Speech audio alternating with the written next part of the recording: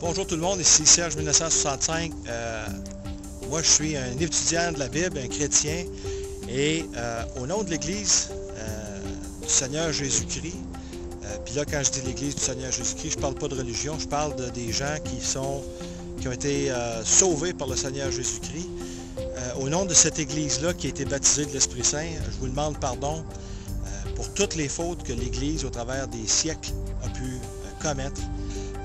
Le jugement que vous avez pu ressentir de la part de l'Église, je tiens à vous offrir mes sincères excuses pour ceux et celles qui ont pointé un doigt accusateur en votre direction, qui que vous soyez, où que vous soyez, quel que soit votre courant de pensée, idéologique ou non, philosophique ou non. Si vous avez été blessé par l'Église dénominative ou par quiconque qui se dit chrétien, et je vous offre mes sincères excuses. Nous ne sommes pas parfaits. Nous sommes des pécheurs, comme bien des gens. Moi, je n'ai rien à me vanter, sauf que je suis pardonné.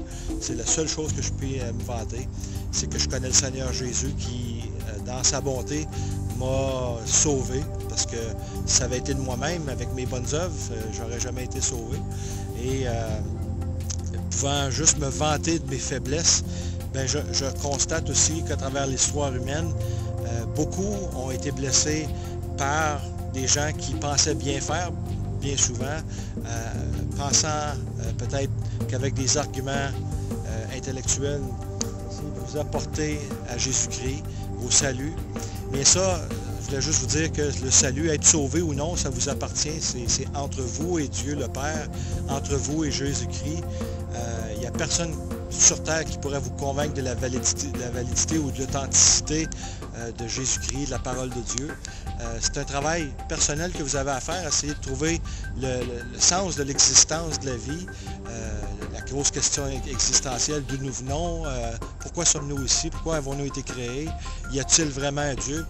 Cette quête est la vôtre, est la vôtre seule, elle vous appartient en propre. Et ce n'est pas à moi à vous dire « fais ci, fais ça » ou « cherche ci, cherche là ». Sauf que moi, ce que le Seigneur Jésus me demande dans sa parole, c'est de témoigner de ce qu'il a fait pour moi et aussi de faire des disciples, parce que ça fait partie d'une commission qu'il nous a donnée avant de partir, avant d'aller à la croix, pour prendre nos péchés et les mettre sur lui et nous avoir racheté un pardon avec son sang sur la croix. Bien, si aujourd'hui ce que je vous dis vous touche, premièrement, c'est de vous demander pardon pour toutes les erreurs que l'Église a pu commettre, parce que l'Église est composée d'hommes et de femmes faillibles, et j'en fais partie. Et moi-même, j'ai blessé des gens. Et si vous vous reconnaissez, si je vous ai blessé, je vous demande humblement pardon. Je suis sincère dans ma demande. Je tiens à ce que vous n'ayez rien contre moi, parce que je veux aussi vous libérer de toutes choses que vous m'auriez fait aussi. Et je demande que le Seigneur vous aide à me pardonner si jamais je vous ai blessé, de quelque manière que ce soit. Et si jamais le message de la croix peut vous paraître folie, dites-vous que c'est... Malheureusement, c'est que il y a comment je dirais, il y a un ciel, mais ça c'est le bonheur, la grande nouvelle, c'est qu'il y a un ciel, mais la mauvaise nouvelle, c'est qu'il y a aussi un enfer, parce que le Seigneur, Dieu a tellement aimé le monde qu'il a donné son Fils unique, afin que quiconque, vous et moi, croyons en lui, ne périssions point. Et cela implique que, donc, il y a une raison pourquoi Jésus est le Sauveur, c'est qu'il veut nous sauver d'un enfer certain, parce qu'il n'y a pas d'être humain qui sera justifié par ses bonnes œuvres ou par sa chair. Et c'est pourquoi je vous demande, moi, simplement, de considérer que Jésus est à la porte de votre cœur, qu'il cogne, il est impatient de vous sauver.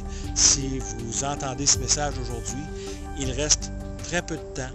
Et ce n'est pas pour vous juger, c'est simplement pour vous dire qu'il n'y en a pas de parfait sur la terre. Il n'y en a aucun. Il n'y a pas, même pas le pape, il n'y a pas aucun être humain avec la chair qui est parfait. Le seul qui a été parfait, c'est Jésus-Christ, puis ils l'ont crucifié. Il est mort justement à notre place pour prendre le châtiment qui était le nôtre. Et si vous vous sentez interpellé dans votre cœur, ce n'est pas de vous dire que les chrétiens sont méchants. Moi, je ne vous juge pas. Seigneur Jésus non plus ne vous juge pas. Il est impatient de vous sauver. Il est prêt à vous accepter tel que vous êtes, à vous prendre où vous êtes présentement. Et lui fera la transformation en vous que vous n'êtes pas capable de faire en vous-même. Alors, vous n'avez pas besoin d'avoir peur de vous approcher de lui. C'était même d'ailleurs écrit en Jacques, chapitre 4 et verset 8. Approchez-vous de Dieu et Dieu s'approchera de vous.